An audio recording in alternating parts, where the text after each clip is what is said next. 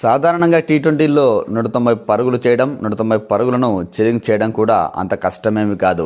ఈజీగా చేజింగ్ చేయొచ్చు. చూసాం కదా ఐపీఎల్లో 190 కాదు 250, 260 రన్స్ను కూడా ఈజీగా చేజింగ్ చేశారు. కానీ ట్రిపికల్ ఓల్డ్ డ్రాఫ్ట్ పిచ్పై 190 పరుగులు చేశారంటే చాలా కష్టం. చూసాం కదా మన టీమిండియా బ్యాట్స్మెన్లు పరుగులు చేయడానికి ఎంత కష్టపడ్డారో. వైభవ్ సూర్యవంశీ, అభిషేక్ శర్మ లాంటి డేంజరస్ బ్యాట్స్మెన్లే బంతిని టచ్ చేయడానికి కూడా మొదట్లో చాలా ఇబ్బంది పడ్డారు. అలాంటి పిచ్పై ఆ తర్వాత అద్భుతంగా బ్యాటింగ్ చేసి 190 రన్స్ కొట్టారు. 191 పరుగుల టార్గెట్.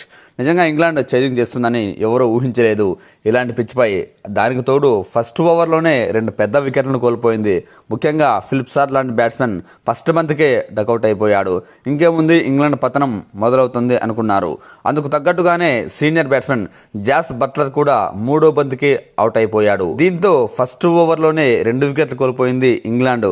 అసలు ఇంగ్లాండ్ పరిస్థితి చూస్తే కనీసం 100 పరుగులైనా చేస్తుందా లేదా అనిపించింది. హర్షదీప్ సింగ్ నిప్పులు చెరిగాడు ఫస్ట్ ఓవర్లో. కానీ ఆ తర్వాత నుంచి పూర్తిగా సీన్ మారిపోయింది.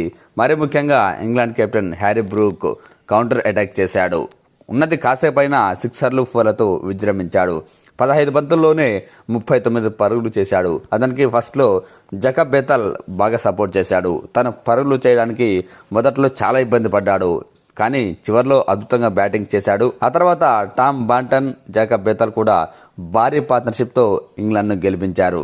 ముఖ్యంగా జాకబ్ బేతల్ 46 బంతుల్లో 76 పరుగులు చేసి చివరి వరకు నాటౌట్గా ఉండి ఇంగ్లాండ్ను గెలిపించాడు. 5 ఫోర్లు, 5 సిక్సర్లతో.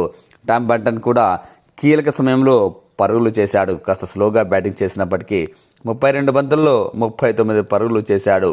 ఇదంతా ఒక ఎత్తు అయితే ఈ మ్యాచ్లో మాత్రం ఖచ్చితంగా మొదట్లో 2 వికెట్లు తీసిన టీమిండియా బౌలింగ్ వైఫల్యం వల్లే స్పష్టంగా ఓడిపోయిందని వ్యాఖ్యానించాడు సౌత్ ఆఫ్రికా డెల్ స్టెయిన్. నేనైతే ఫస్ట్ ఓవర్లో 2 వికెట్లు తీయగానే భారతీయ జట్టు ఈజీగా గెలుస్తుందనుకున్నా.